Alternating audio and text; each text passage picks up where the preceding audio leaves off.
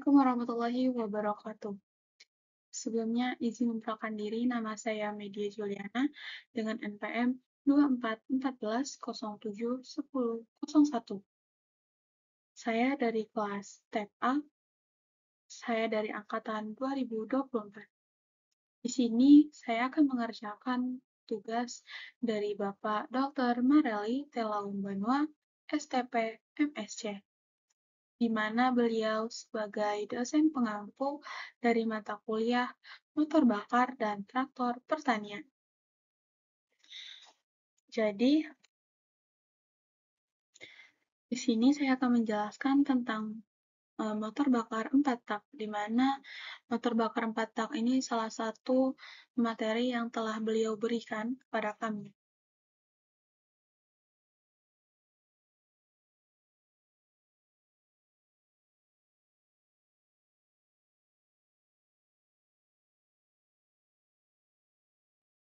Jadi, sebelum kita ke motor bakar 4 tak, sini saya akan menjelaskan tentang motor bakar dulu.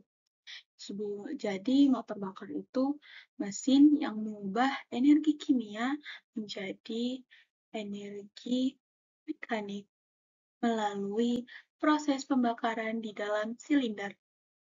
Pembakaran terjadi di ruangan tertutup, menciptakan tekanan tinggi untuk mendorong piston. Dan di sini saya akan menjelaskan sedikit tentang sejarah penemuan motor bakar. Jadi, pengembangan motor bakar dimulai pada abad ke-19. Pembentuk fondasi bagi mesin pembakaran dalam modern. Penemuan kunci pertama adalah Etienne Leonard dari Belgia pada tahun 1859 dengan menciptakan motor bakar 2 tak yang pertama kali dipraktikkan secara komersial. Dan juga perkembangan besar berikutnya itu terjadi pada tahun 1876, ketika Nikolaus August Otto dari Jerman berhasil menyempurnakan mesin 4 tak yang lebih efisien. Penemuan yang dikenal sebagai siklus Otto ini menjadi prinsip dasar kerja bagi besar mesin bensin hingga saat ini. Sekarang kita akan membahas tentang motor bakar 4 taknya. Tadi saya sudah menjelaskan tentang motor bakar dan sejarah singkat, bukan singkat, lebih tepatnya sejarahnya yang sedikit. Jadi, motor bakar 4 tak itu adalah sebuah mesin yang menghasilkan tenaga melalui proses pembakaran bahan bakar dalam silinder. Proses ini memerlukan 4 langkah piston, 2 kali naik dan 2 kali turun, atau 2 putaran poros engkol untuk menyelesaikan satu siklus kerja. Keempat langkah tersebut adalah langkah hisap, langkah kompresi, langkah usaha, dan langkah buang, di mana di antara 4 ini hanya ada satu langkah yang menghasilkan tenaga, yaitu langkah usaha untuk menggerakkan kendaraan.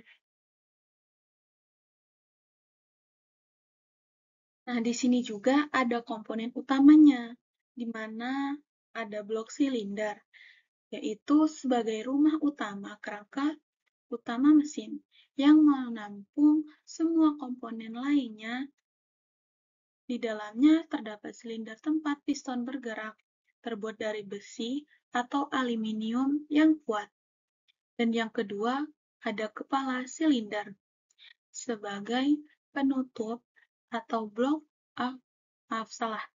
kepala silinder itu sebagai penutup atas blok silinder, di mana komponen ini menjadi tempat dudukan busi, katup, dan saluran masuk serta buang, dilengkapi dengan gasket untuk mencegah kebocoran. Yang ketiga, ada piston, yaitu menempatkan campuran udara dan bahan bakar, menerima tekanan ledakan dari pembakaran, dan meneruskan ke poros engkol. Dan selanjutnya ada batang penggerak, di mana dia menghubungkan piston dengan poros engkol, mengubah gerak naik turun piston itu menjadi gerakan putar. Bagian atasnya terhubung ke piston dengan pena piston atau piston pin, dan bagian bawahnya terhubung ke poros engkol. Yang kelima, ada poros engkol, di mana dia mengubah gerakan naik turun piston menjadi gerakan putar, yang kemudian digunakan memutar roda atau beban lainnya, dilengkapi dengan roda penerus atau flywheel di ujungnya itu untuk meratakan tenaga putaran. Selanjutnya itu ada katup. Jadi katup ini bertindak sebagai pintu untuk mengatur masuknya campuran bahan bakar, udara, dan keluarnya gas buang, di mana katupnya itu terdiri dari dua, yaitu katup masuk dan katup buang. Katup masuk itu lebih besar karena untuk memasukkan campuran, sedangkan katup buang itu lebih kecil karena dia untuk mengeluarkan gas sisa. Dan yang ketujuh itu busi, di mana dia tuh menghasilkan percikan api untuk membakar campuran bahan bakar udara yang sudah dikompresi pada langkah usaha. Jadi, ada 7 komponen utama.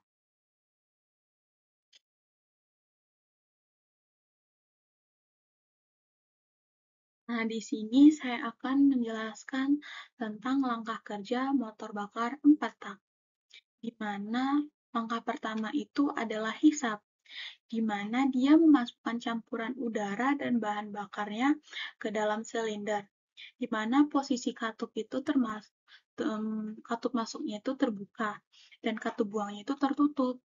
Pada piston bergerak dari titik mati atas itu menuju titik mati bawah. Karena piston ini bergerak ke bawah, jadi ruang di atas piston itu menjadi vakum atau tekanannya rendah. Perbedaan tekanan ini menghisap campuran udara bahan bakar dari karburator atau injektor melalui katup masuk yang terbuka dan masuk ke dalam silinder. Dan langkah kerja yang kedua itu ialah kompresi, di mana memanfaatkan campuran udara bahan bakar itu untuk meningkatkan suhu dan tekanannya, sehingga ledakan nanti lebih powerful dan efisien. Posisi katup masuk tertutup dan katup buang juga tertutup. Pistonnya bergerak dari titik mati bawah ke titik mati atas, di mana kedua katup tertutup rapat, sehingga campuran yang sudah terhisap terperangkap di dalam silinder. Piston yang bergerak ke atas memompa campuran tersebut ke dalam ruang bakar yang kecil di bagian atas silinder. Tepat sebelum piston mencapai titik mati atas, busi memercikan api.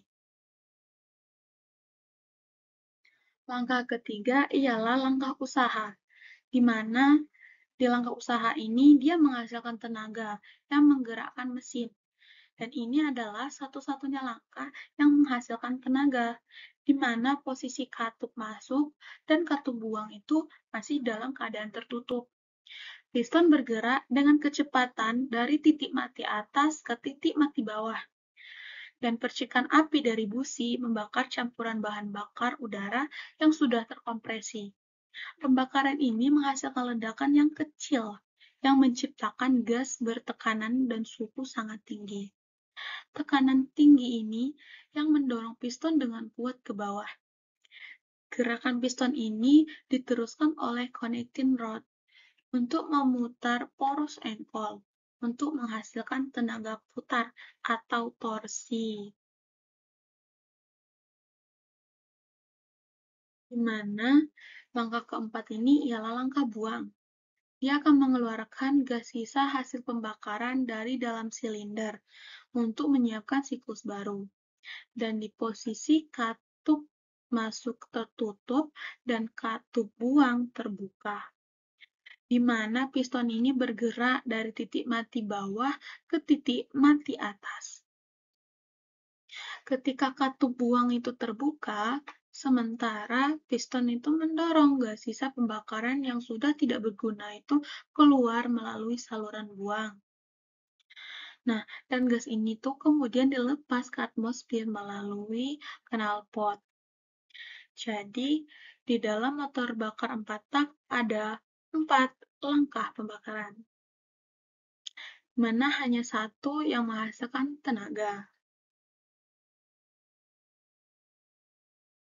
Nah, di motor bakar 4 tak ini juga ada sistem pendukung, di mana yang pertama itu sistem bahan bakar. Jadi, karburator atau injektornya itu menyediakan campuran yang tepat. Sedangkan yang kedua itu ada sistem pelumasan atau oli mesin, di mana ia melumasi, mendinginkan, dan membersihkan. Yang keempat itu ada sistem pendinginan, yaitu radiator atau kipas. Dia berfungsi untuk menjaga suhu mesin tetap optimal. Dan yang keempat itu sistem pembuangan, seperti knalpot dan katalis, di mana dia mengeluarkan dan membersihkan gas buang. Jadi, sistem pendukungnya ada 4.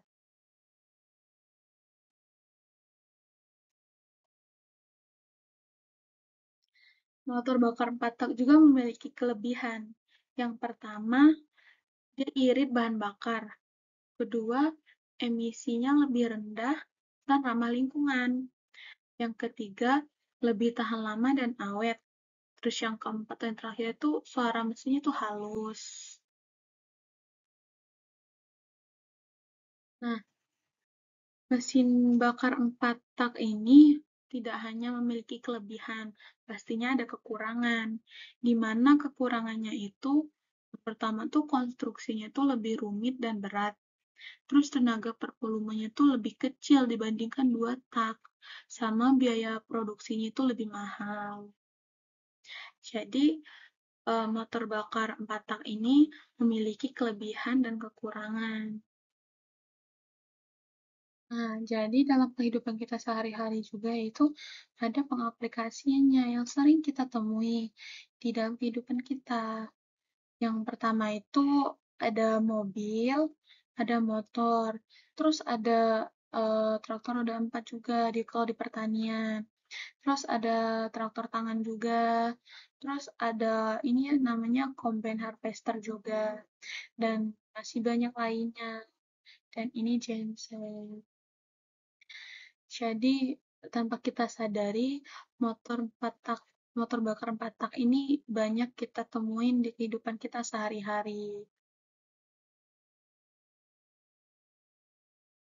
Nah, tidak terasa kita sudah berada di penghujung PPT, yaitu bagian kesimpulan.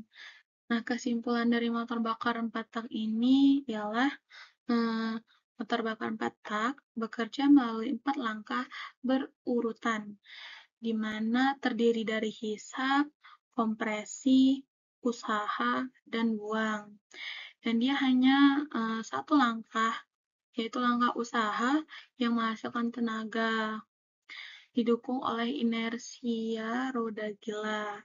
Mesin ini dominan digunakan karena efisiensi, keawetan, dan emisinya yang lebih baik.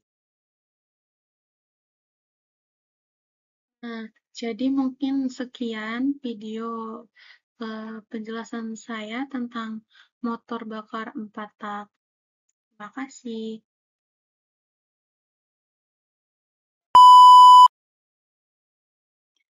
Assalamualaikum warahmatullahi wabarakatuh. Sebelumnya, izinkan saya memperkenalkan diri. Nama saya Media Juliana dengan NPM 2414 07 10 01. Saya dari kelas TEPA angkatan 2024.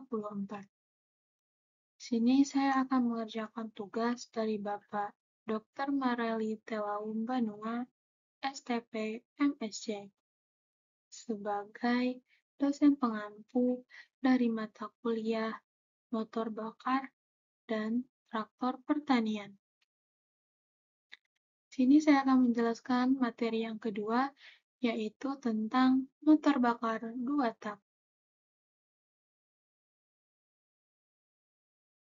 Sebelumnya, apakah di sini sudah ada yang tahu apa itu motor bakar 2 tak? Mari kita bahas. Jadi, motor bakar 2 tak ialah mesin yang menyelesaikan satu siklus kerja lengkapnya, yaitu seperti hisap, kompresi, usaha, dan buang itu hanya dalam 2 langkah piston atau satu putaran poros engkol. Tidak memiliki katup seperti pada mesin 4 tak. Nah, sebagai gantinya terdapat port atau lubang di dinding silinder yang terbuka dan ditutupi oleh gerakan piston itu sendiri.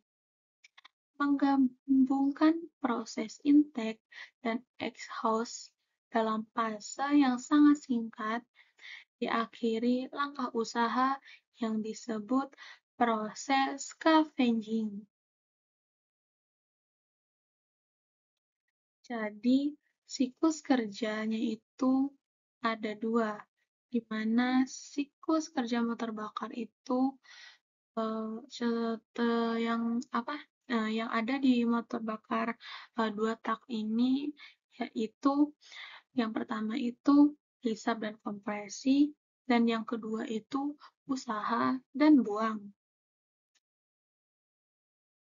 Mari kita bahas langkah yang pertama, yaitu hisap dan kompresi, di mana pada langkah ini piston bergerak ke atas atau dari titik mati bawah ke titik mati atas. Pada saat piston di atas, ruang bakar atau piston itu menutup lubang pembuangan atau exhaust port dan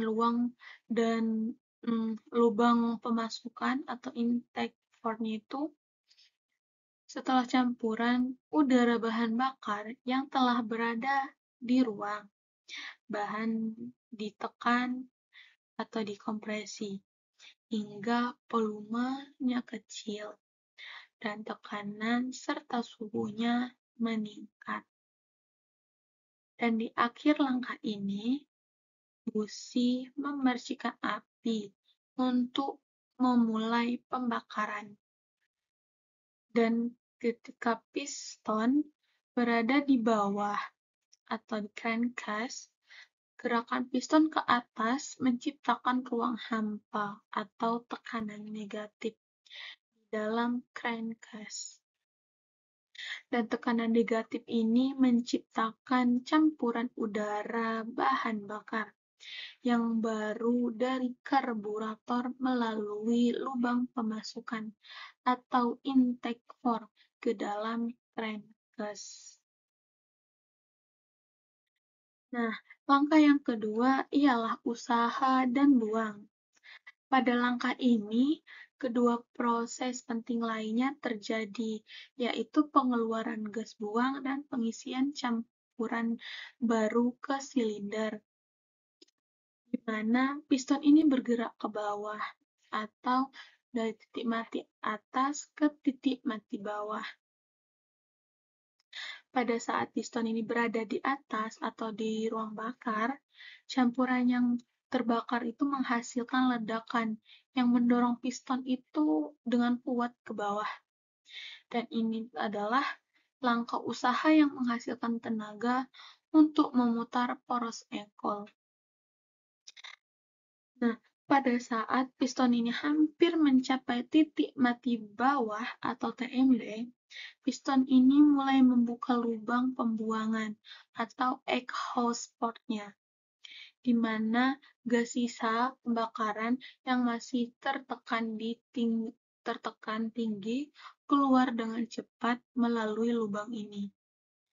Nah, segera setelahnya itu, piston juga membuka lubang transfer atau transfer port. Pada saat piston berada di bawah atau di crankcase, gerakan piston ke bawah ini mengkompresi campuran udara bahan bakar segar yang berada di dalam crankcase. Dan campuran yang terkompresi ini siap untuk dialirkan. Nah, di sini ada komponennya dan fungsinya. Yang pertama itu blok silinder yang berfungsi sebagai rumah utama atau bodi mesin, tempat semua aksi pembakaran terjadi. Kedua itu kepala silinder, dia ini berfungsi sebagai atap dari ruang bakar. Dia nutup silinder dari bagian atas. Yang ketiga tuh ada piston. Fungsinya itu menerima tekanan ledakan dan meneruskan ke poros engkol. Dan komponen dan fungsi selanjutnya itu ada batang piston. Jadi batang piston ini berfungsi sebagai tangan yang menghubungkan piston ke poros engkol. Dan dia mengubah gerakan naik turun piston ini menjadi gerakan putar. Terus yang kelima tuh ada poros engkol. Fungsinya itu mengubah gerakan naik turun di piston ini menjadi gerakan putar yang bisa dipakai untuk memutar roda atau gear. Nah, yang keenam itu ada crankcase. Jadi crankcase ini berfungsi sebagai pompa untuk memempatkan awal campuran bahan bakar udara sebelum dikirim ke ruang bakar. Terus yang ketujuh ini ada busi. Busi itu sama kayak mesin yang berfungsi sama seperti mesin yang lainnya. Ini buat menyulut atau menghidupkan api atau mengasih percikan api dan meledakkan campuran bahan bakar udara yang sudah terkompresi. Dan dia penyebab pemicunya ledakan. Nah, komponen yang terakhir itu ada karburator atau injektor. Karburator atau injektor ini berfungsi sebagai dapur yang mencampurkan bensin dan udara itu dengan perbandingan tertentu. Lalu dia mengirim campuran ini ke mesin. Jadi komponen pada motor bakar 2 tak ini ada 8 komponen beserta fungsinya. Dan selanjutnya di sini ada perbedaan motor 2 tak dan 4 tak. Di mana pada motor 2 tak itu kalau siklus kerjanya itu terdapat 2 langkah piston, sedangkan pada 4 tak itu 4 langkah piston. Terus kalau 2 tak itu langkah usahanya setiap 1 putaran poros engkol, sedangkan 4 tak itu setiap 2 putaran poros engkol. Terus ada yang ketiga itu kalau pada motor 2 tak itu mekanisme katupnya itu port atau dibuka tutup piston. Sedangkan pada 4 tak itu katupnya itu digerakkan shaft. Oke, lanjut. Yang ke berapa ini ya? Ini tuh kalau di motor 2 tak itu pelumasannya sistem oli samping. Tapi kalau di 4 tak itu sistem olinya terpisah atau begitu. Jadi kalau bobot dan kompleksitasnya di 2 tak itu lebih ringan dan sederhana. Tapi kalau di 4 tak ini lebih berat dan kompleks gitu. Terus bahan bakar dan emisinya. Kalau pada motor 2 tak itu boros dan kotor, sedangkan pada 4 tak itu dia irit dan bersih. Jadi ada beberapa perbedaan di antara motor 2 tak dan 4 tak. Nah, sekarang kita sudah berada di kelebihan motor 2 tak, di mana kelebihannya itu yang pertama itu rasio daya dan berat tingginya power atau powerful. Kedua itu konstruksinya itu sederhana dan ringan. Terus yang keempat ini, yang ketiga, biaya produksinya itu lebih murah. Yang keempat tuh dapat bekerja dalam posisi miring. Terus kita ke dari kelebihan kita ke kekurangan. Jadi kekurangan pada motor 2 tak ini yang pertama itu inefisien atau boros bahan bakar. Jadi yang kedua itu emisinya tinggi, kayak polusinya itu. Yang ketiga itu umur mesinnya lebih pendek. Yang keempat tuh sistem pelumasannya kurang optimal. Terus yang kelima, kekurangan motor 2 tak yang kelima ini suara knalpotnya khas atau berisik gitu. Kita lanjut ke contoh mesin 2 taknya. Nah, jadi contoh mesin 2 tak ini kalau pada kendaraan itu sering kita lihat yang atau sering kita dapetin itu pada sepeda motor trail atau terus selain pada motor trail itu ada motor klasik seperti Yamaha RX King atau Suzuki Satria yang generasi awal. Terus yang ketiga tuh di mobil-mobil tua seperti Trabant, Subaru 360, dan Daihatsu Veloz. Kalau yang kedua itu contoh mesin 2 taknya tuh pada peralatan luar ruangan atau berkebun. Di mana yang pertama itu kayak gergaji mesin, terus mesin potong rumput itu pemangkas pagar, kayak hedge trimmer gitu. Terus yang keempat itu ada blower daun. Terus kita sepertinya sudah akan berada di penghujung, yaitu di kesimpulan. Nah, kita sekarang berada di kesimpulan. Jadi, kesimpulannya pada motor bakar 2 tak kali ini itu, eh, motor bakar 2 tak adalah masterpiece engineer gitu, yang menuki pada prinsip kesederhanaan dan power to weight ratio yang tinggi. Namun, kehebatan ini tuh dibayar mahal dengan inefisiensi dan tingkat polusinya yang menjadi penyebab utama penurunnya di era modern ini. Terus mesinnya ini tetap menjadi pilihan yang tak tergantikan untuk aplikasi yang mengutamakan keringanan, kesederhanaan, dan tenaga besar dalam paket yang ringkas. Oke, selanjutnya. Oke, kita sudah berada di akhir. Mungkin hanya itu materi kedua yang bisa saya sampaikan. Terima kasih.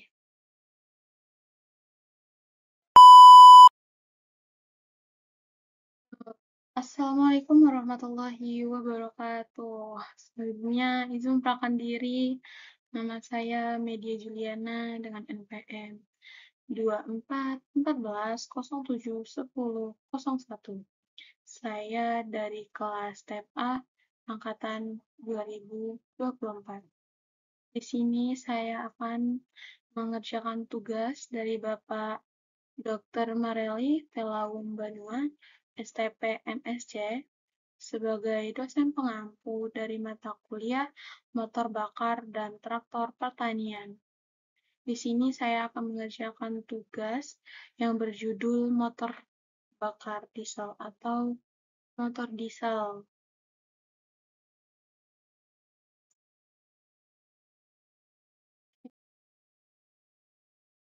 Nah, jadi mesin diesel itu sebelumnya di sini sudah ada yang tahu belum apa sih mesin diesel itu? Jadi mesin diesel itu adalah sebuah jenis motor bakar atau heat engine yang mengubah energi kimia itu dalam bahan bakar, seperti solar itu menjadi energi gerak dengan cara menyulut bahan bakar menggunakan panas dari kompresi udara, bukan dengan percikan api dari busi. Dan mesin ini tuh ditemukan oleh seorang insinyur Jerman pada tahun 1893. Dia bernama Rudolf Diesel. Jadi, mengapa mesin ini dinamakan diesel? Karena nama pemiliknya atau nama penemu mesinnya gitu. Nah, jadi dia tujuannya itu untuk menciptakan mesin yang jauh lebih efisien daripada mesin uap dan mesin bensin yang ada pada masanya itu. Mesin pertamanya yang berhasil berjalan dibuat itu pada tahun 1897.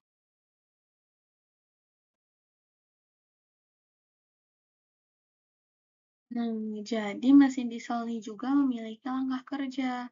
Langkah kerjanya mesin diesel itu sebagai berikut. Yang pertama itu ada langkah hisap. Yang kedua itu langkah kompresi. Ketiga itu langkah usaha atau pembakaran. Dan yang keempat itu langkah buang. Nah, penjelasannya itu tentang langkah-langkahnya itu sebagai berikut ini.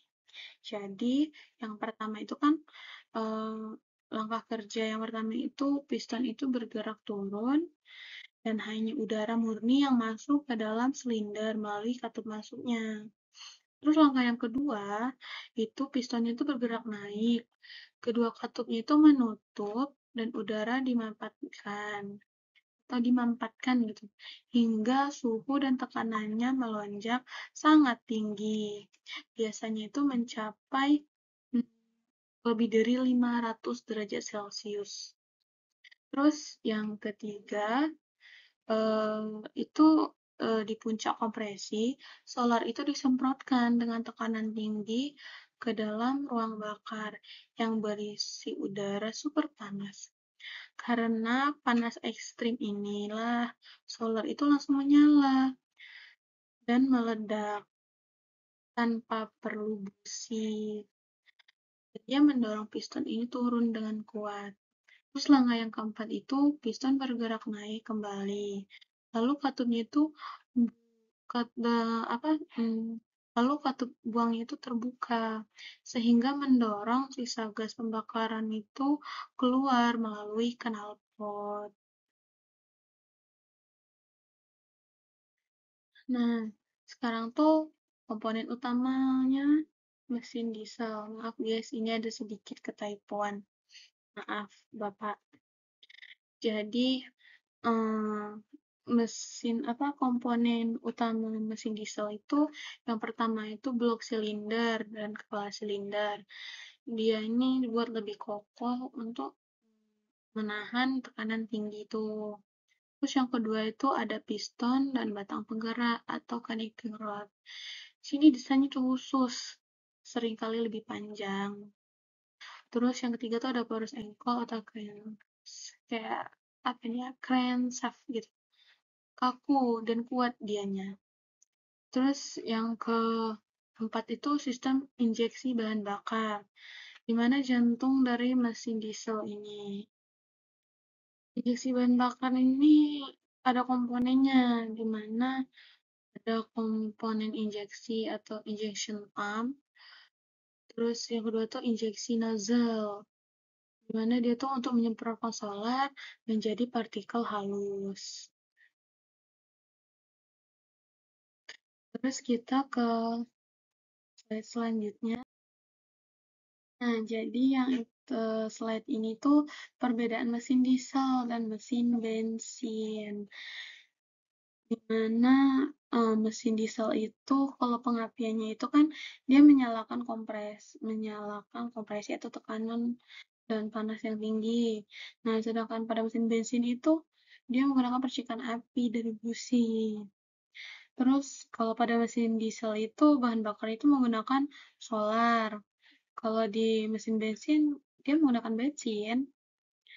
Terus mesin diesel kalau perbandingan kompresinya itu kan sangat tinggi, sekitar 14:1 sampai 25:1-an. Kalau mesin bensin itu rendah, cuma 8:1 sampai 12:1.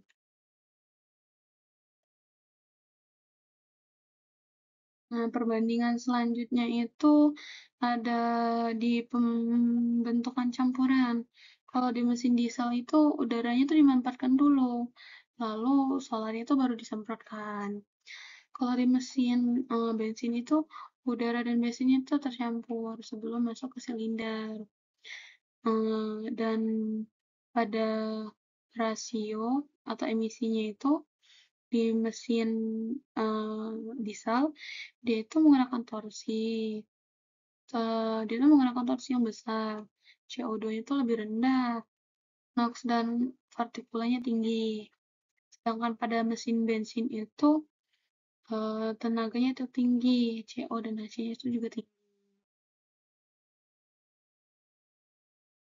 Kelebihan pada mesin diesel ini yang pertama itu efisiensi termalnya tertinggi, bisa mencapai sekitar lebih dari 45%, jauh di atas mesin bensin. Terus yang kedua itu daya tahan dan umur pakainya panjang. Kalau yang ketiga itu konsumsi bahan bakarnya itu lebih irit secara energi ya.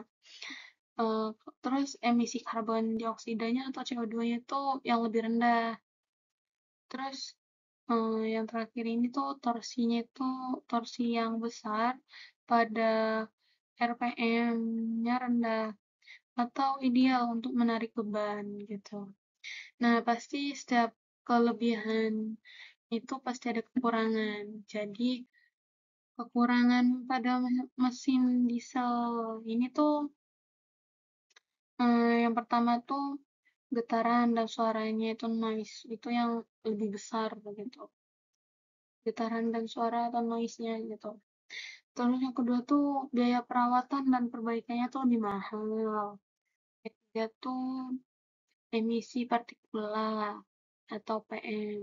Hmm, atau asap hitamnya gitu. Dan nitrogen oksidanya itu tinggi atau NOx-nya gitu tuh tinggi. Terus yang keempat itu tuh rasio tenaganya tuh terhadap berat itu lebih rendah atau mesinnya tuh lebih berat. Terus yang kekurangannya yang terakhir itu performa di RPM-nya tuh tinggi terbatas. Dan kita akan ke slide selanjutnya.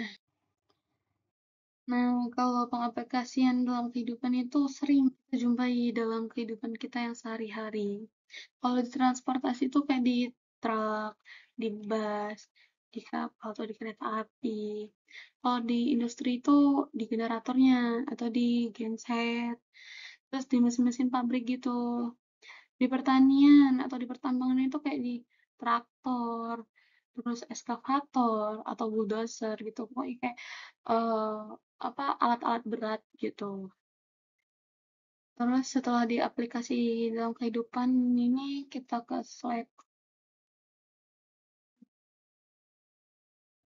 Nah, kita sudah berada di slide terakhir. Belum terakhir. Ada satu lagi sih ya. Yaitu pada udah berada di penghujung ini tuh bagian kesimpulan. Jadi kalau menurut saya kesimpulan dari mesin diesel ini merupakan mesin pembakaran dalam yang andal dan efisien, di mana yang bekerja dengan mendapatkan udara hingga sangat panas untuk menyalakan bahan bakar solarnya. Keunggulan utamanya itu terletak pada efisiensi bahan bakar dan torsinya besar. Terus dia menjadikannya pilihan yang tak tergantikan untuk aplikasi hmm, berat dan komersial, meskipun memiliki tantangan dalam hal emisi dan biayanya. Nah, kita berada di penghujung, yaitu sekian materi Dari saya materi tentang motor bakar diesel atau mesin diesel. Hanya itu. Terima kasih.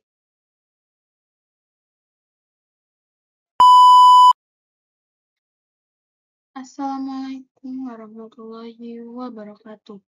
Izin memperkenalkan diri, nama saya Media Juliana dengan NPM 24 14 07 10 01.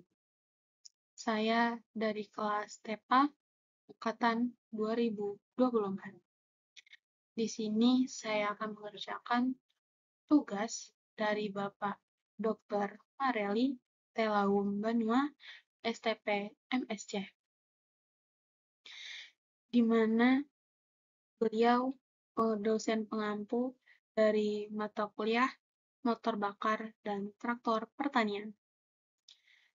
Materi yang keempat ini ialah penyaluran bahan bakar.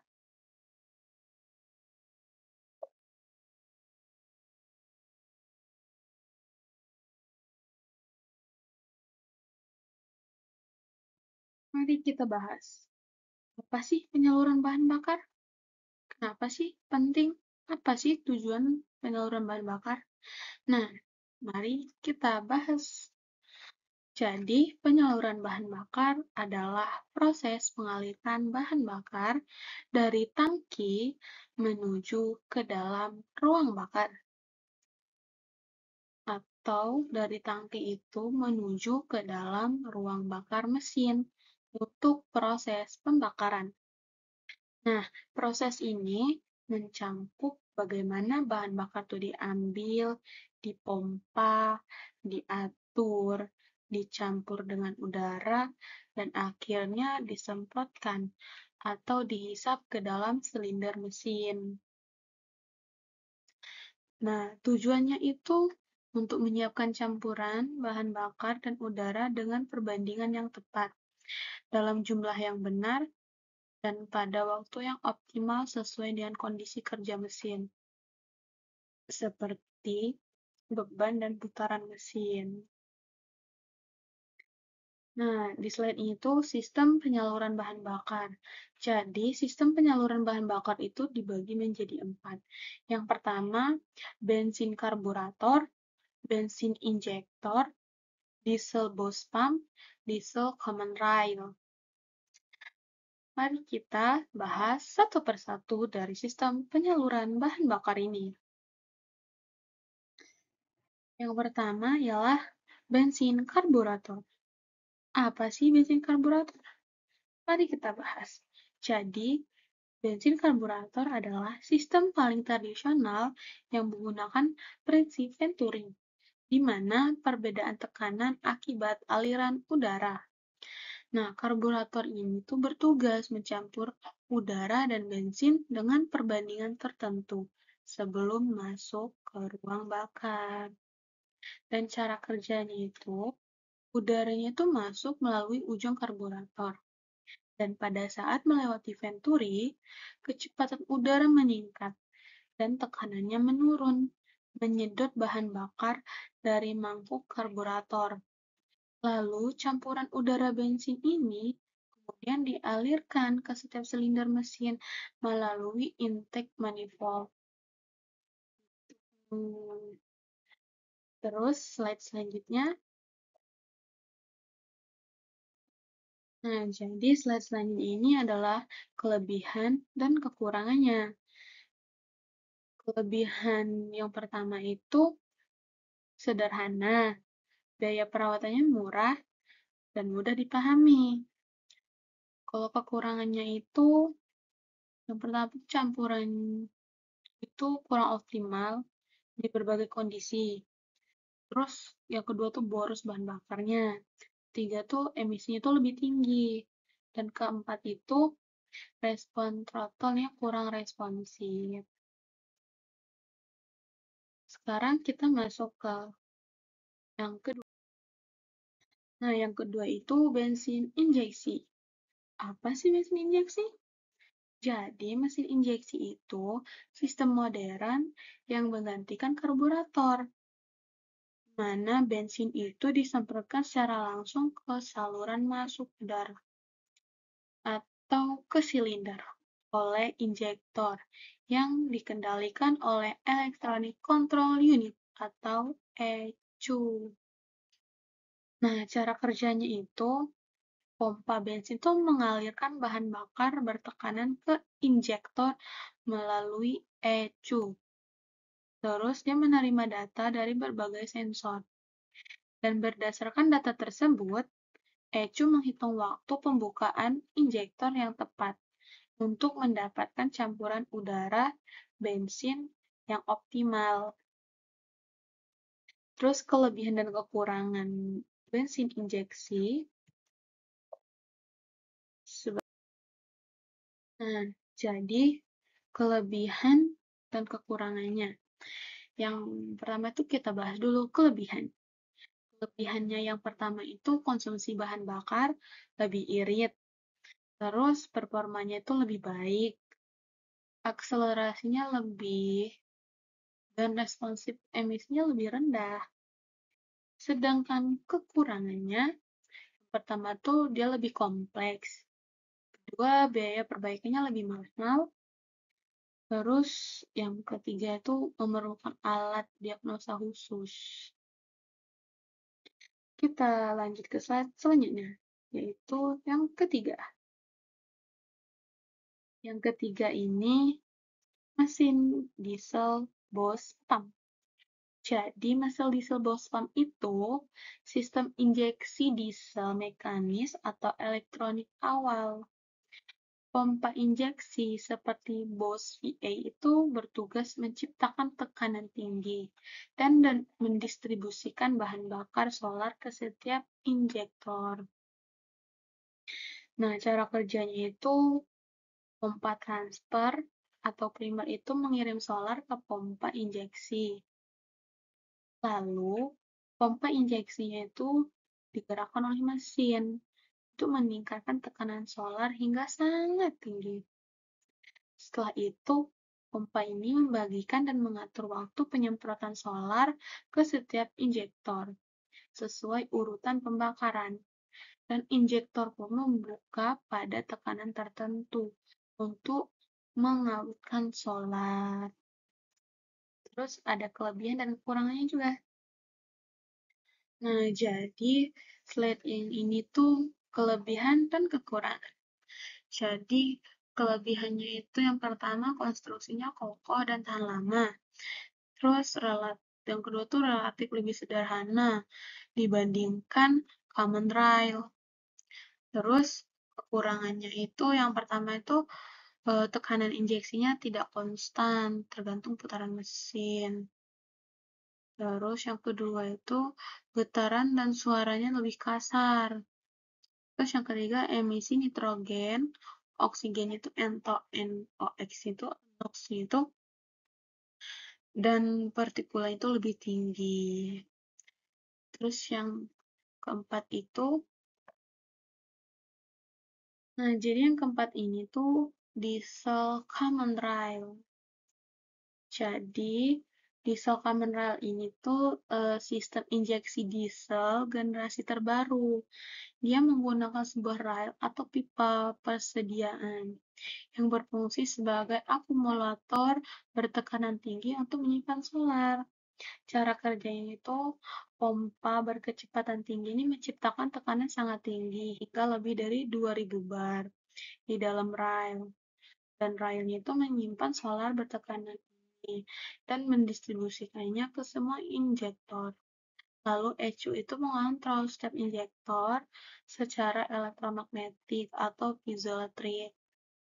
Dan ini memungkinkan beberapa kali penyemprotan dalam satu siklus, di mana satu siklusnya itu terdiri dari pilot, main, post injection untuk efisiensi yang untuk efisiensi dan menguras emisinya gitu. Nah, kelebihan dan kekurangannya itu ya pada yang keempat ini kelebihannya itu yang pertama tekanan injeksinya sangat tinggi dan konstan.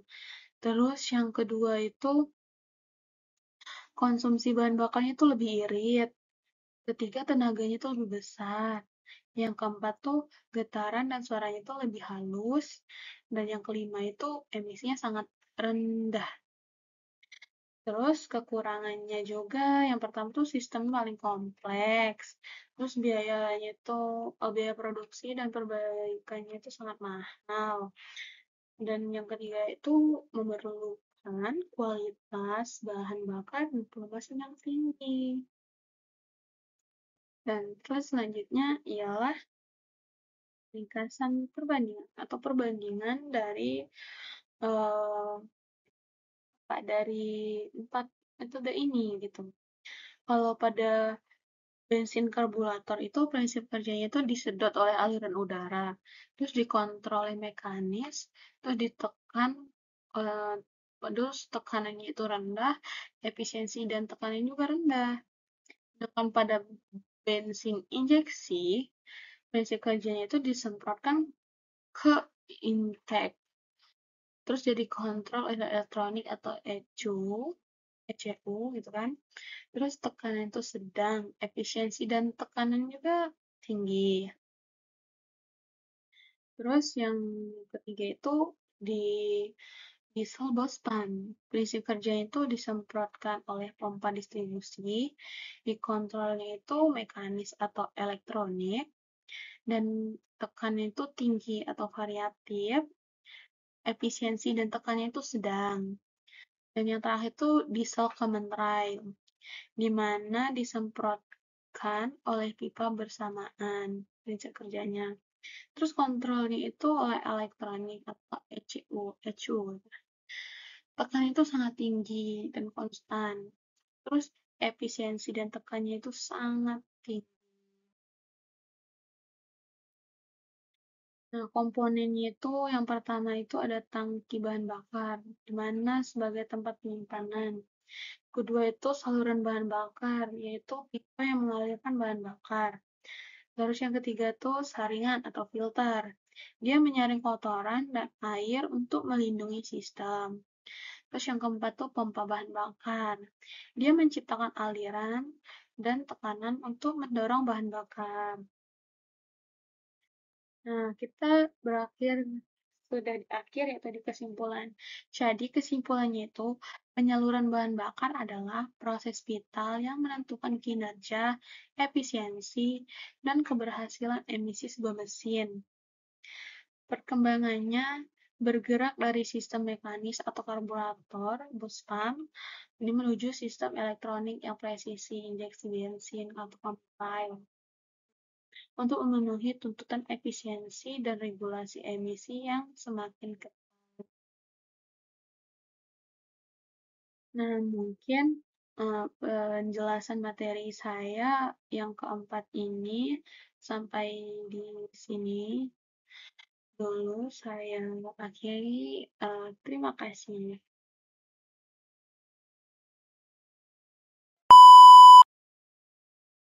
Assalamualaikum warahmatullahi wabarakatuh. Izin memperkenalkan diri, nama saya Media Juliana dengan NPM 2414071001. Saya dari kelas TEP A angkatan 2024. Di sini saya akan mengerjakan tugas dari Bapak Dr. Mareli Telaum Banua, STP MSc, di mana beliau sebagai dosen pengampu dari mata kuliah motor bakar dan traktor pertanian. Di sini saya akan menjelaskan tentang sistem pelumasan dan sistem pendinginan.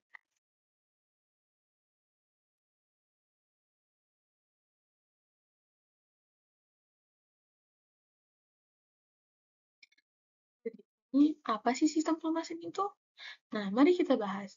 Jadi, sistem pelumasan itu ialah sistem yang berfungsi untuk mensirkulasikan oli ke seluruh bagian mesin yang bergerak untuk mengurangi gesekan dan keausan. Nah, sistem ini juga mempunyai fungsi, di mana yang pertama itu dia itu sebagai pelumasan, kedua dia sebagai pendinginan, ketiga sebagai pembersihan, keempat dia sebagai perapatan, dan kelima peredam bunyi, dan keenam itu anti karat. Nah, selanjutnya itu ada komponen, di mana komponennya itu terdiri dari oli pan, oli pump, oli filter, oli cooler, dan masih ada beberapa lagi. Di mana oli pan itu atau karter itu, dia itu sebagai wadah penampung oli di bagian bawah mesin. Yang kedua tuh oil pump atau pompa oli. Dia memompa oli dari karter dan mensirkulasikannya ke seluruh sistem. Terus ada oil filter atau saringan oli. Dia menyaring kotoran dan partikel logam dari oli. Terus ada oil cooler atau pendingin oli. Ini hanya opsional bagi atau pada beberapa mesin saja. Jadi sebagai dia mendinginkan oli yang bersuhu tinggi. Terus ada pressure relief atau valve atau katup pengatur tekanan. Dia mengatur tekanan oli dan sistem agar tidak berlebihan. Oil gallery atau saluran oli itu sebagai jaringan salur di dalam mesin untuk mengalirkan oli. Selanjutnya itu ada oil dipstick atau tongkat pengukur, yaitu untuk memeriksa level oli. Terus selanjutnya itu ada oil pressure sensor atau switch, yaitu sensor yang memantau tekanan oli dan menyalakan lampu indikator di dashboard. Selanjutnya, nah di sini juga ada jenis-jenisnya, di mana yang pertama itu ada sistem percik atau supply system. Ini adalah oli yang dipercikkan oleh dipper pada connecting rod ke bagian bawah piston dan silinder. Dan ini biasanya pada mesin kecil dan mesin yang lama. Terus selanjutnya itu ada sistem tekan atau pressure system, di mana oli dipompa dan dialirkan di bawah tekanan ke semua komponen utama, seperti crankshaft, camshaft, rocker RM, dan lain-lain. Nah, ini adalah sistem yang paling umum digunakan. Kita lanjut ke jenis selanjutnya. Nah, jenis yang selanjutnya itu yaitu sistem kombinasi, di mana sistem kombinasi sistem kombinasi ini gabungan antara sistem tekanan atau untuk komponen utama dan sistem percikan, di mana itu untuk bagian tertentu seperti silinder saja. Di mana di sini ada sifat dan klasifikasinya, di mana terdapat viskositas. Dia itu dengan kekentalan oli ditandai dengan kode seperti 5W sampai 30. Selanjutnya itu ada angka sebelum W atau winter ini kekentalan saat dingin, di mana semakin kecil, semakin encer di suhu dingin. Kalau angka W, kekentalan itu pada suhu operasional normal, semakin besar, semakin kental pada suhu panas. Nah, selanjutnya itu ada rating API atau American Petroleum Institute, di mana dia menunjukkan kualitas oli untuk bensin atau diesel. Ada klasifikasi SIA, di mana Society of Automotive Engineer, di mana itu ialah standar kekentalan. Lanjut, nah kita lanjut ke sistem pendinginan. Apa sih sistem pendinginan itu? Jadi, sistem pendinginan adalah sistem yang berfungsi untuk menjaga suhu mesin agar tetap pada suhu kerja ideal. Nah, biasanya itu suhu idealnya itu berkisaran sekitar 80-90 derajat Celcius. Mengapa sih mesin itu perlu didinginkan? Jadi, hanya 35% energi panas itu diubah menjadi tenaga. Sisanya itu terbuang sebagai panas. Jika tidak dikendalikan, dapat menyebabkan overheat, di mana keausan berlebihan dan kerusakan pada mesin. Di mana di sini juga terdapat fungsinya. Yang pertama, dia berfungsi menjaga suhu mesin pada kondisi optimal. Nah, yang kedua itu dia mencegah overheat yang dapat merusak komponen. Terus yang ketiga itu dia itu mempercepat mesin mencapai suhu kerja atau saat mesin dingin. Fungsi yang keempat atau yang terakhir itu dia itu sebagai menyediakan panas untuk sistem pemanasan kabin atau heater. Selanjutnya, mana pada eh, apa di mana di sistem pendinginan ini terdapat komponen. Komponennya itu terdiri dari radiator, water jacket, water pump, thermostat, kipas pendingin, pressure cup, coolant atau cairan pendingin, dan reservoir tank atau tangki cadangan, di mana radiator itu menukar panas dari cairan pendingin ke udara. Water jacket, saluran di sekitar silinder mesin tempat cairan pendingin bersirkulasi. Water pump atau pompa air. Ia memompa cairan pendingin untuk bersirkulasi. Terus ada termostat, di mana katup yang membuka atau menutup berdasarkan suhu, mempercepat mesin mencapai suhu kerja. Terus ada kipas pendingin atau radiator pump, di mana dia menarik udara melalui radiator. Terus ada pressure cup atau tutup radiator bertekanan. Ia meningkatkan titik didih cairan pendingin dan menjaga tekanan sistem. Terus ada coolant atau cairan pendingin. Dia mencampur air dan antifreeze ini yang memiliki titik didih tinggi dan titik beku rendah, serta anti karat. Terus ada reservoir tank atau tangki cadangan. Dia menampung kelebihan cairan pendingin saat memulai. Terus ada jenis-jenis.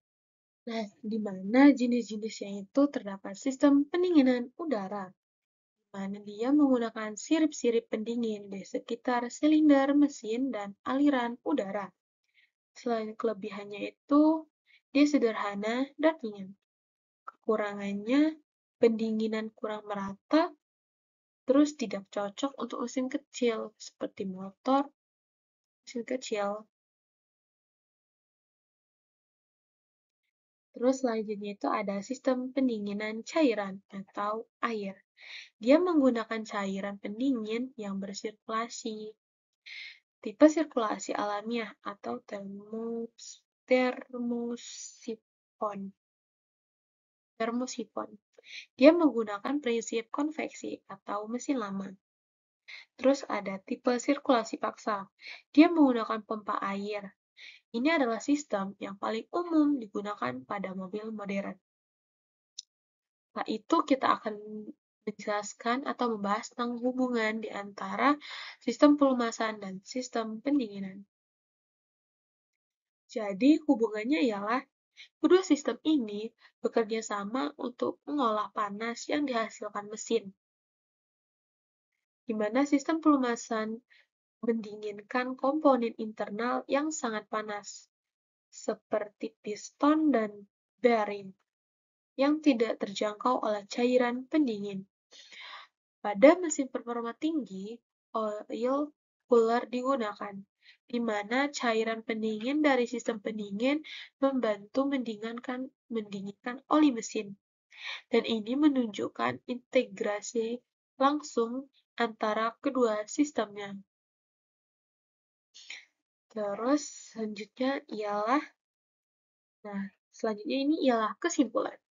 Jadi kesimpulan pada materi kali ini yaitu pada materi sistem pelumasan dan sistem pendinginan ialah sistem pelumasan dan sistem pendinginan adalah dua sistem penunjang yang vital bagi kesehatan dan umur panjang sebuah mesin. di mana sistem pelumasan berfokus pada mengurangi gesekan dan mendinginkan komponen internal.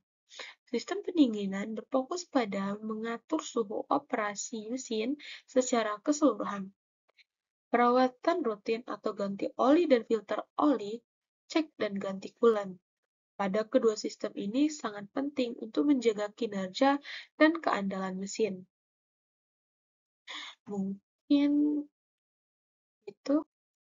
Nah, mungkin hanya itu yang bisa saya sampaikan pada materi pada video kali ini.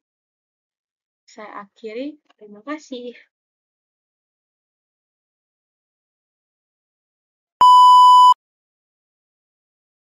Assalamualaikum warahmatullahi wabarakatuh. Izin memperkenalkan diri, nama saya Megi Juliana dengan NPM 2414071001.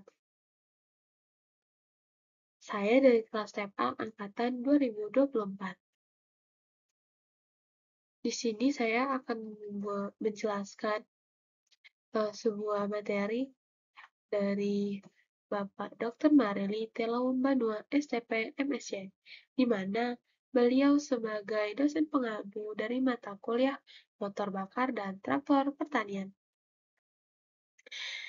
Jadi, materi pada kali ini ialah sistem kelistrikan. Mari kita bahas.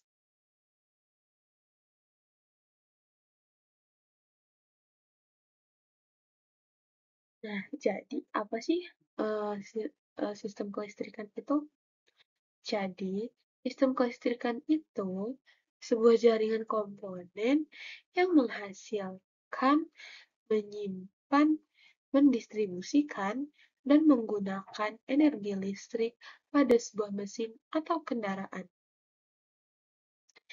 di mana dia mempunyai fungsi utama. Jadi, fungsi utamanya yaitu yang pertama, menyediakan percikan api untuk menyalakan campuran bahan bakar udara pada sistem pengapian. Yang kedua, menggerakkan motor starter untuk memutar mesin saat dinyalakan atau pada sistem starter. Yang ketiga, mengisi baterai dan menyediakan listrik untuk semua sistem saat mesin hidup atau sistem pengisian. Yang keempat itu ada menyediakan penerangan, sinyal, dan informasi untuk keselamatan dan kenyamanan pengemudi. Nah, sistem selanjutnya itu ada beberapa sistem, seperti ada sistem pengisian, sistem pengapian, sistem starter, sistem penerangan dan instrumentasi, dan sistem kelistrikan bodi. Mari kita bahas satu persatu. Jadi, yang pertama tadi itu kan sistem pengisian. Sistem pengisian ini berfungsi untuk menghasilkan listrik untuk mengisi ulang baterai dan menyalakan semua komponen elektrik saat mesinnya berjalan.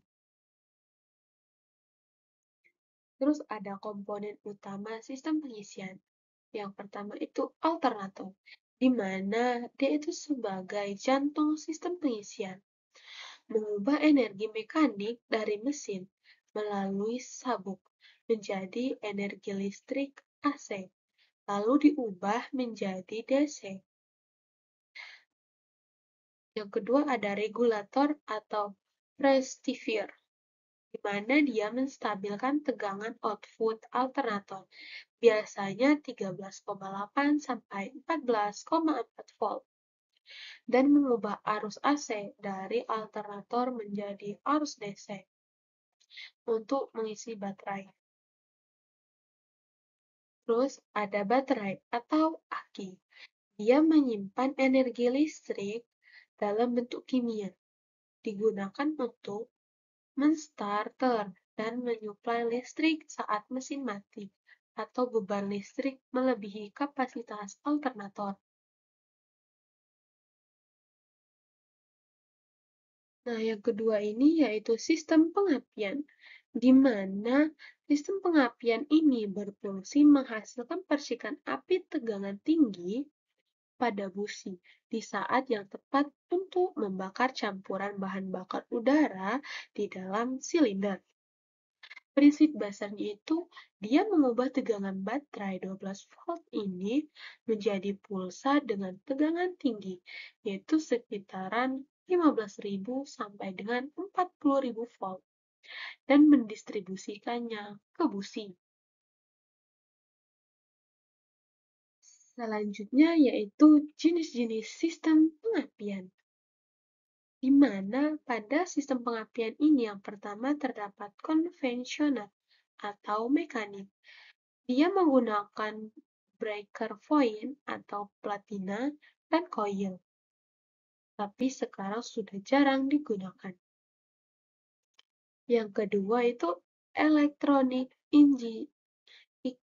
ignition atau transistorized, di mana dia menggunakan pickup coil dan modul transistor untuk mengatur timing pengapian.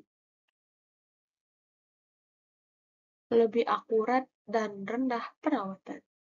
Ketiga itu distributor ignition system atau DIS, atau coil on flow, atau sering disebut dengan COP atau COP. Sistem modern menghasilkan distributor. Setiap busi atau sepasang busi dilayani oleh coil khusus, sehingga percikan lebih presisi dan kuat.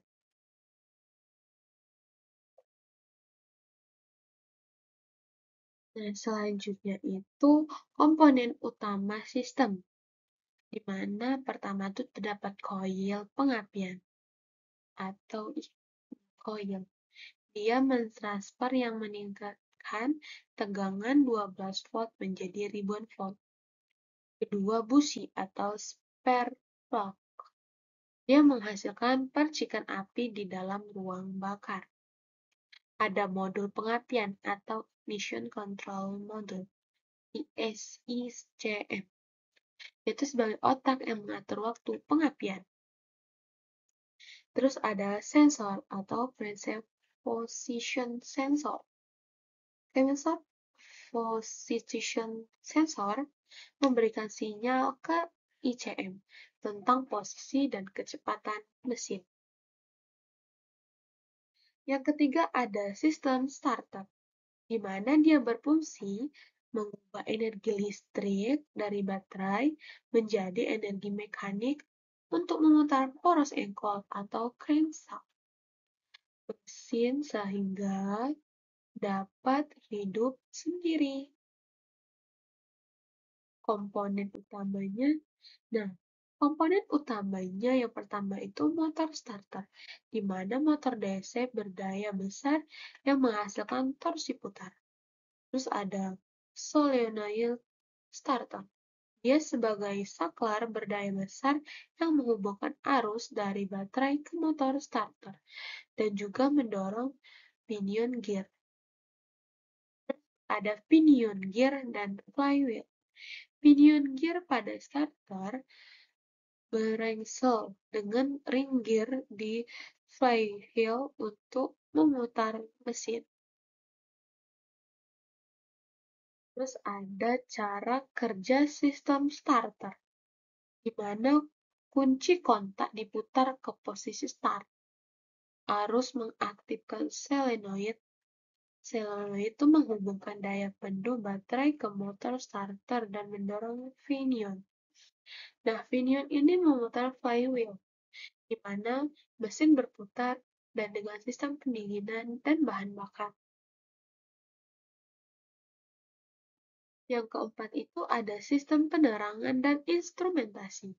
Sistem penerangan ini seperti lampu depan, yaitu lampu utama, terus lampu sen, lampu rem, lampu mundur, sama lampu posisi dan penerangan plat nomor. Nah, jadi ada sistem instrumentasi dan indikator. seperti speedometer dan odometer, sama termometer atau putaran mesin atau RPM. Terus ada indikator peringatan, di mana seperti temperatur mesin, tekanan oli, tegangan baterai, indikator check engine.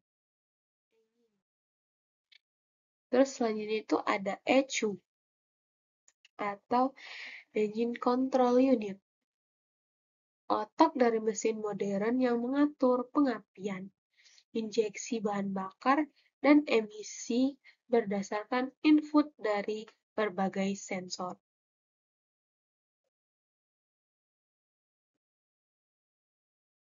Nah, kelima ini yaitu sistem kelistrikan bodi, di mana ia berfungsi untuk kenyamanan, keamanan, dan hiburan. Contoh komponennya itu klakson, woofer dan noiser, sistem Arduino seperti radio dan speaker, power window, dan central lock. Terus itu ada sistem AC atau air conditioner. Terus kita masuk ke akhir, yaitu kesimpulan.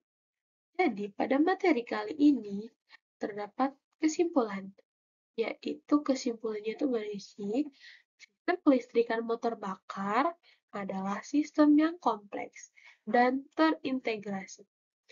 Keempat subsistem utama seperti pengisian, pengapian, starter, dan bodi bekerja sama untuk menjalankan, mengoperasikan, dan membuat mesin tetap hidup.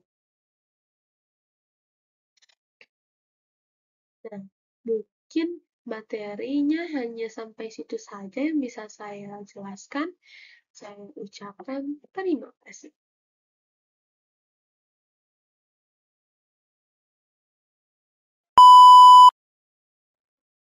Assalamualaikum warahmatullahi wabarakatuh. Sebelumnya, izin memperkenalkan diri. Perkenalkan, nama saya Media Juliana dengan NPM 2414071001. Saya dari kelas TPA angkatan 2024. Di sini saya akan mengerjakan tugas dari Bapak Dr. Mareli Telaum Banua, STP MSc, di mana beliau sebagai dosen pengampu dari mata kuliah motor bakar dan traktor pertanian. Di sini saya akan menjelaskan tentang materi yaitu sistem transmisi, di mana sistem transmisi itu dibagi menjadi dua, yaitu manual dan matic. Mari kita bahas.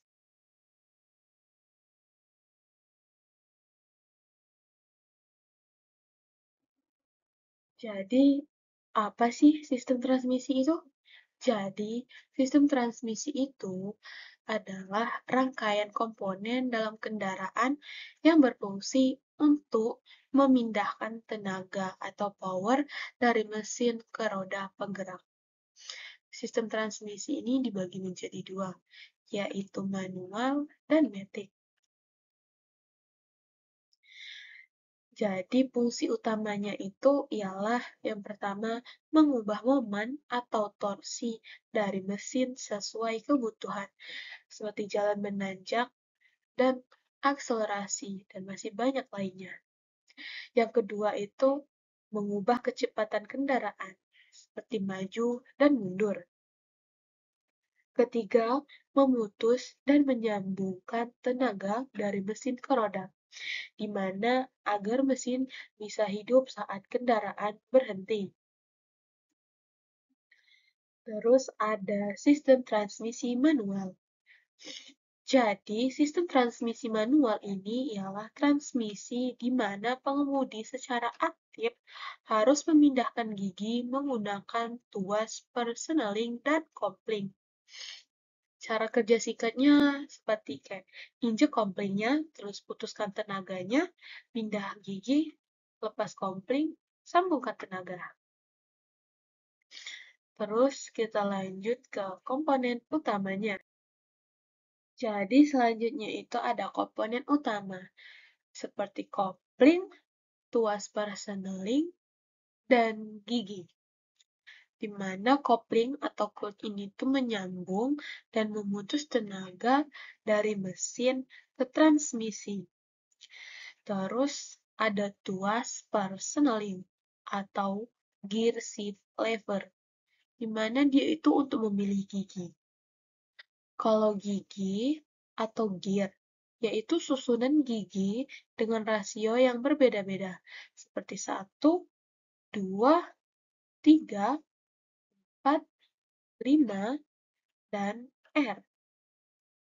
Terus ada juga kelebihan dan kekurangannya. Mari kita bahas. Nah, jadi kelebihan dan kekurangannya. Di mana kelebihannya itu, yang pertama itu kontrol penuh atas performa kendaraan. Selanjutnya, efisiensi bahan bakar umumnya lebih baik atau pada kemudi yang ahli. Ada biaya perawatan dan pembelian lebih murah. Terus yang terakhir itu lebih fun to drive atau bagi penggemar otomotif. Terus ada kekurangan. Di setiap kelebihan pasti ada kekurangan. Jadi kekurangan yang pertama itu dia tuh lebih rumit untuk pemula. Terus membosankan dalam kondisi macet. Karena kenapa? Karena kaki sering menginjak kopling. Terus yang terakhir tuh ada risiko kerusakan lebih tinggi jika salah penggunaan atau koplingnya gosong. Selanjutnya, selanjutnya itu sistem transmisi otomatis. Jadi, sistem transmisi otomatis ini ialah transmisi yang dapat memindahkan gigi secara otomatis berdasarkan kecepatan dan beban mesin. Jadi, pengemudi itu hanya mengatur tuas percepatan seperti P, R, N, D, dan L, dan lain-lain. Nah, di sini juga ada komponen utamanya, di mana komponen utamanya itu terdapat torque converter, planetary gearset, hydraulic valve body, sama ECU, di mana torque ini sebagai pengganti fungsi kopling, dia menggunakan fluida untuk mentransfer tenaga. Terus planetar ini susunan gigi yang kompleks untuk menghasilkan berbagai rasio. Terus hidrolik, dia ini sebagai otak hidrolik yang mengatur perpindahan gigi. Terus yang terakhir itu ada ECU atau Transmission Control Unit. Mungkin dia itu mengatur semua proses secara elektronik. Terus di sini juga ada kelebihan dan kekurangan. Di mana kelebihannya itu dia tuh mudah dan nyaman, terutama di jalan macet. Terus perpindahan giginya lebih halus. Dia cocok untuk semua kalangan, termasuk pemula. Dan juga terdapat kekurangannya. Kekurangannya itu efisiensi bahan bakar sedikit lebih rendah karena proses di turbo converter. Terus ada biaya perawatan dan perbaikannya lebih mahal. Terus akselerasi seringkali terasa kurang responsif dibandingkan manual. Mari kita bandingkan keduanya. Nah, selanjutnya itu perbandingannya. Pada perbandingan kali ini, kontrol berkendara kalau pada transmisi manual itu tinggi dan penuh. Sedangkan di transmisi otomatis, dia terbatas. Terus yang kedua, kenyamanan. Kalau di transmisi manual, dia tuh kurang nyaman ketika macet. Kalau transmisi otomatis, sangat nyaman. Terus efisiensi BBM, di mana transmisi manual biasanya lebih irit, sedangkan di transmisi otomatis dia tuh sedikit lebih boros. Terus biayanya lebih awet, biaya awal. Kalau pada transmisi manual itu, kalau biaya awalnya itu lebih murah, sedangkan kalau transmisi otomatis itu dia lebih mahal. Nah, selanjutnya itu masih ada perbandingan selanjutnya, yaitu biaya perawatan. Kalau transmisi manual, ya itu relatif murah, sedangkan di transmisi otomatis dia relatif mahal. Terus di tingkat kesulitan. Kalau di transmisi manual, sulit untuk pemula. Sedangkan di transmisi otomatis sangat mudah. Kalau yang terakhir itu yaitu kecocokan, di mana kalau transmisi manual, pengemudi teraktif dan jalan tikungan. Sedangkan transmisi otomatis, perkotaan, dan kemacetan. Di sini juga ada jenis-jenis transmisi modern. Di jenis-jenis transmisi modern yang transmisi matic. Mana yang pertama tuh ada CVT, yaitu Continuously Variable Transmission. Cara kerjanya, dia menggunakan pulley seperti gear sepeda dan sabuk baja tanpa gigi tetap. Rasionya berubah secara kontinu atau mulus. Kelebihan pada CVT ini, bahan bakar sangat efisien, perpindahannya sangat halus atau tanpa tekan. Sedangkan kekurangan, di mana kalau di kekurangan itu suara mesinnya konstan saat akselerasi, seperti ngengat. Nah, dia tuh kurang responsif. Contohnya itu di Honda City, Toyota Altis, dan Nissan Serena. Selanjutnya itu ada, selanjutnya itu ada DCT, Dual Cooled Transmission atau pedal shift. Cara kerjanya itu dia memiliki dua kopling dan dua poros input, di mana satunya itu mengatur gigi ganjil dan satu lagi itu gigi genap. Perpindahan gigi ini sangat cepat. Di mana kelebihan DCT ini, perpindahan giginya sangat cepat, seperti mobil balap, efisien. Sedangkan kekurangannya, biaya perawatannya itu tinggi. Terus kurang halus di kecepatan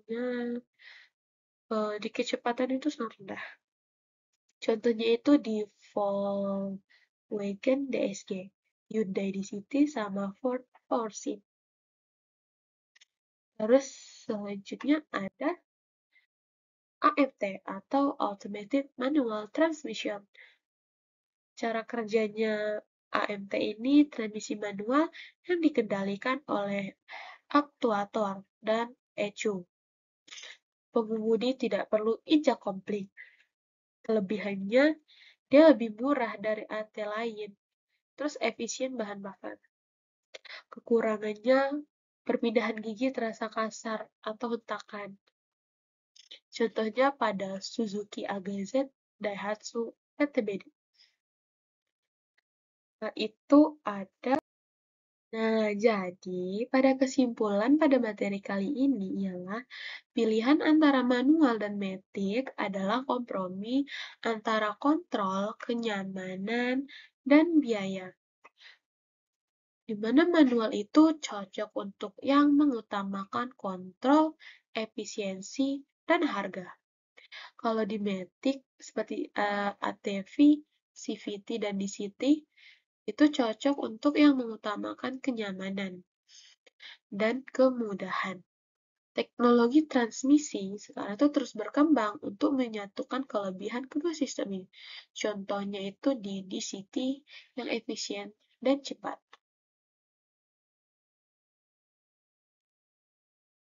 Nah, mungkin cuma itu materi yang bisa saya jelaskan. Saya ucapkan terima kasih.